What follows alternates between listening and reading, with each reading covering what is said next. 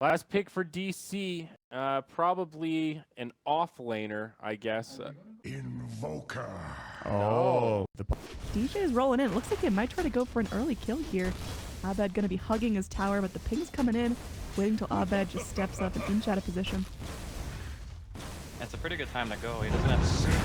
Yeah, they're going in right as the tower starts hitting that creep wave. They go forward, and Abed with one more click will be the first blood. QO gets credit for that. So nice rotation in from DJ, and I mean, is there any way to pull it out? Just gotta be really focused on that CS, really focused on rotating with the teams. And oh, another roll in onto Abed here. This time does get crushed up. QO just holding onto that Spirit Lance until it's necessary. Doesn't even need to pop it out.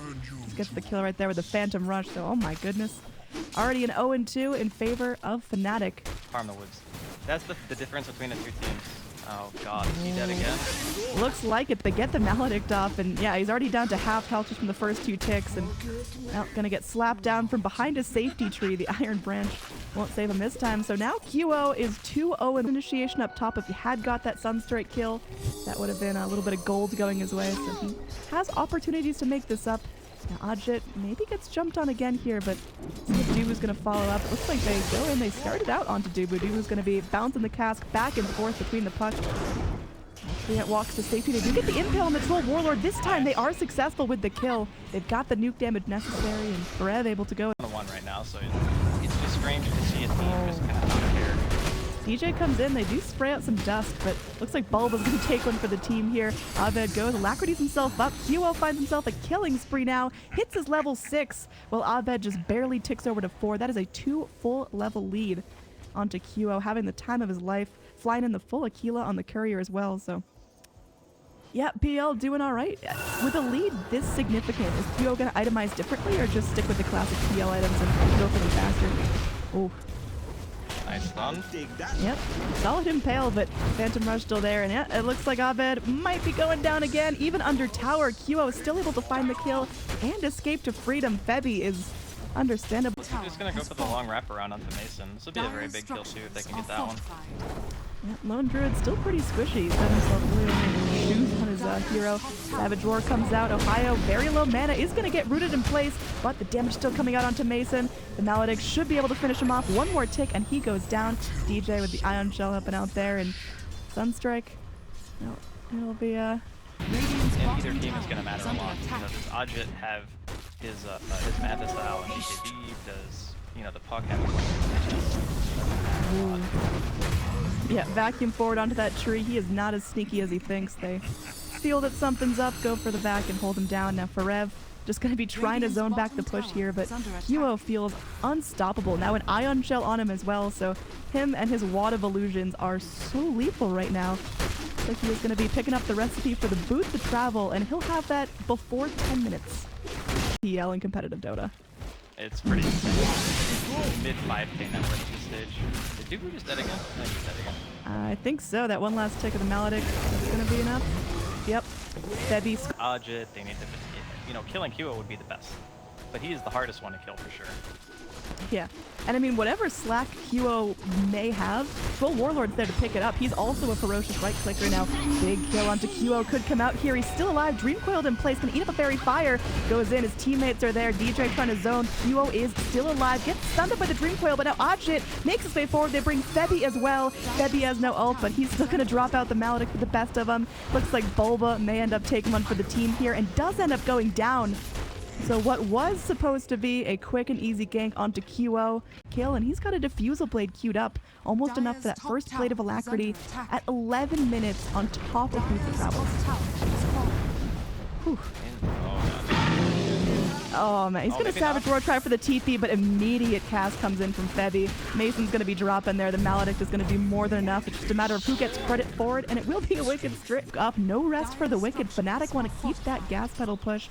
Keep finding these kills, and a kill on Mason sure would be nice. Roll in. DJ not gonna get close enough, but the boulder flies through. They drop the Magnetize. He's got a negative earn as well, and there's the cast bouncing around. There's gonna be mass TPs in from DC. They're gonna try to take this fight. Dream Coil comes forward. They do end up stunning the Witch Doctor. Witch Doctor getting low, will get dropped by the Sunstrike, and now Overgrowth comes on through, but QO still alive and still fighting with all his heart. They will be able to find 2 kills here, trading only for a Witch Doctor. And now Fnatic going to be able to go and turn this into push, turn this into towers. Forev, fresh out of mana, just right-click and keep. Ohio doesn't have that vacuum anymore, so weren't able to find that kill. Looks like Forev might be a nice target here. It's going to be going in nice and deep. They do have that Illudra Orb jump, but the silence! He can't get out. Now PL's going to TP forward as well. About his comfortability on the hero. It's about how they play into the supports and the offense. So in the game where he had to stay away from his team, they got smashed because he got caught so many times because they had two heroes that were constantly roaming, constantly looking for that kill. Mason with his bear pushing the mid lane, might find the tier 1 tower, but at what cost here? It's silenced by the puck. 4 heroes staying zone, but I mean, Hugo's still fighting fit. Just going slapping anyone that walks in his path is tier 3. Taking some chip damage. Abed is going to be going and Midasing a creep. He's still working on his Aghanim Scepter.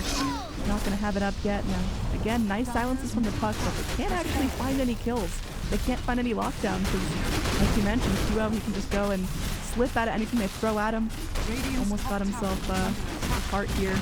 Reaver just keeping him nice and strengthy. Fortify being used, but it's looking like this tier 3 going down. But speaking of tier 3s, I mean, Mason's found himself an opening here. See how far DC is going to be pushing this. There will be that overgrowth. PL going to be juking out of that Sunstrike here. Will get himself out alive, but a nice Dream Coil onto 2. There's going to be the Impale Vacuum forward. Darkseer having none of this nonsense. QO now beyond godlike. Abed melting as well. There's no buybacks on DC right now. It's only 20 minutes in, but these racks are donezo. Mason did have to TP back forward, so no more pressure onto the tier 3. It's still standing on the dire side.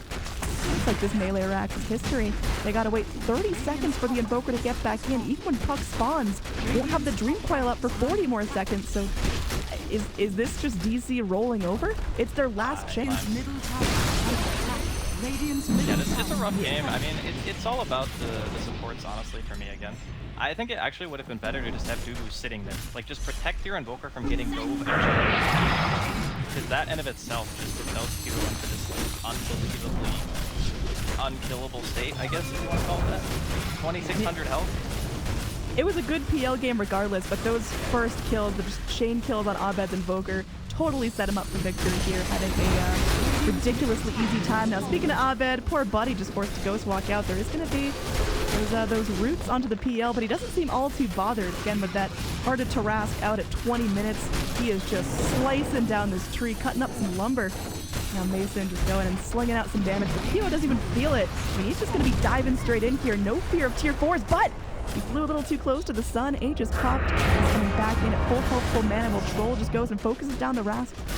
So space created. It will be 2 full lanes of racks taken. Only 1 lane stands between Fnatic and Mega Creeps, and potentially moving on in this tournament. DC, they're struggling here. This is their last chance. Game number 3 of a best of 3 in an elimination series. I think this is probably one of the best displays I've ever seen. Yeah, it's so funny coming off of the game where QO just got Shane killed on the Naga Siren, and you talked about it. It's Fnatic style, just how QO stick with the group, have them wad up, play together. The Naga Siren just needs too much time on her own and got punished. But now we'll see a root coming in onto the PL. He's going to be going back. There's a back wall coming in. That catches everyone they need. This is time for Fnatic just to lock it down. Magnetize spraying out as well. Bulba's down. Abed's down. The Chi-Chi called out as DC will be eliminated from the Zotac Cup Masters, and Fnatic may move on to fight New B. Fantastic performance from Fnatic. Of course, shout out to PL getting drafted, but like you mentioned, the support's setting up for so many amazing early kills in the mid.